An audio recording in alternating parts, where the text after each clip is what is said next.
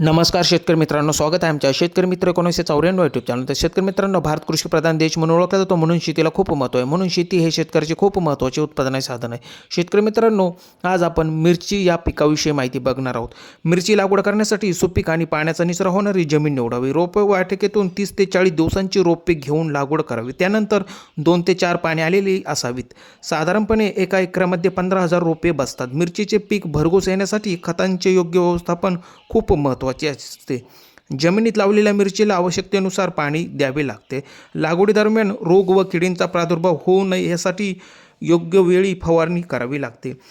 लागवडीसाठी महात्मा फुले कृषी विद्यापीठाने विकसित केलेले अग्निरेखा, फुले सई, फुले ज्योती यांसारख्या सुधारित वाण वापरू शकता. तर शेतकरी मित्रांनो, तुम्ही बघू शकता खूप छान मिरचीची शेती आलेली आहे.